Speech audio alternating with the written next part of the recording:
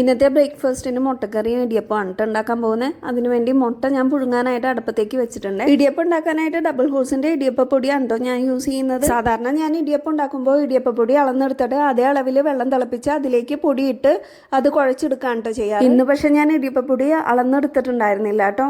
അതുകൊണ്ട് കുറച്ചധികം വെള്ളത്തിൽ കുറച്ച് ഉപ്പും വെളിച്ചെണ്ണയും ഒഴിച്ച് അതൊന്ന് തിളപ്പിച്ചെടുത്ത് കുറച്ച് ഒഴിച്ച് ഒന്ന് യോജിപ്പിച്ചെടുക്കാൻ കേട്ടോ ചെയ്യുന്നത്. പൊടി ഒരു 5 മിനിറ്റത്തേക്ക് ഞാനൊന്ന് അടച്ചു വെക്കുന്നുണ്ട്. ആ നേരം കൊണ്ട് മുട്ടക്കറിക്ക് ആവശ്യമായ സവാള, വെളുത്തുള്ളി, ഇഞ്ചി, പച്ചമുളക് ഇതൊന്ന് അരിഞ്ഞെടുക്കാം കേട്ടോ. ഇഞ്ചിയും വെളുത്തുള്ളിയും ഞാൻ ചതച്ചിട്ടാണ് കേട്ടോ ഇടാറ്. സവാളയും പച്ചമുളകും ഞാൻ നീളത്തിലാണ് കേട്ടോ അരിയുന്നത്. പച്ചമുളക് നീളത്തിൽ അരിഞ്ഞു കഴിഞ്ഞാൽ കുട്ടികൾക്ക് എടുത്ത് മാറ്റാനായിട്ട് എളുപ്പമാണല്ലോ.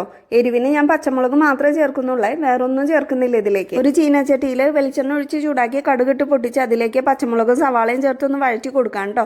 കുറച്ച് ഉപ്പും കൂടി ഞാൻ അതിലേക്ക് ചേർത്ത് കൊടുക്കുന്നുണ്ട്. അപ്പോൾ സവാള വഴന്നു വരാനായിട്ട് എളുപ്പമാണല്ലോ. അതൊന്ന് വാടി വരുമ്പോഴേക്കും അതിലേക്ക് ചതച്ച് വെച്ചിരുന്ന ഇഞ്ചിയും വെളുത്തുള്ളിയും കൂടി ഒന്ന് ചേർത്ത് കൊടുക്കുന്നുണ്ട് കേട്ടോ.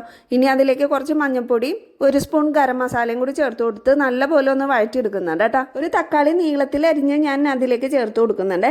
ഇനി അതൊന്ന് മൂടി വെച്ച് ഒന്ന് കുക്ക് ചെയ്തെടുക്കാം കേട്ടോ. തക്കാളിയൊക്കെ ഒന്ന് വാടി വരുമ്പോഴേക്കും നമുക്ക് ഇടിയപ്പം ഉണ്ടാക്കാനായിട്ട് തുടങ്ങാം കേട്ടോ. ഈ ഇടിയപ്പത്തിന്റെ അച്ച് ഞാൻ ആമസോണിൽ നിന്ന് മേടിച്ചതാണ്. ഇതിന്റെ ലിങ്ക് വേണമെങ്കിൽ ഞാൻ ഡിസ്ക്രിപ്ഷനിൽ കൊടുത്തേക്കാം കേട്ടോ. ഈ അച്ച് മേടിച്ച പിന്നെ ഇടിയപ്പം ഉണ്ടാക്കാനായിട്ട് നല്ല എളുപ്പമായിട്ടാ. പഴയ കറക്കുന്ന അച്ചായിരുന്നപ്പോൾ ഞാനും അച്ചും കൂടി ഒരു മൽപ്പിടുത്തമായിരിക്കുള്ളൂ ഇടിയപ്പം ഉണ്ടാക്കാൻ നേരത്ത്. ഇതിപ്പോ എനിക്ക് ബുദ്ധിമുട്ടൊന്നുമില്ല, പെട്ടെന്ന് തന്നെ ഇടിയപ്പം ഉണ്ടാക്കാനായിട്ട് സാധിക്കുന്നുണ്ട്. അപ്പച്ചമ്പിൽ വെച്ചിരുന്ന വെള്ളം തിളച്ച് വന്നപ്പോൾ അതിൽ നിന്ന് കുറച്ചെടുത്ത് ഞാൻ തേങ്ങാപ്പാൽപ്പൊടി ഒന്ന് മിക്സ് ചെയ്തെടുക്കുന്നുണ്ട് കേട്ടോ.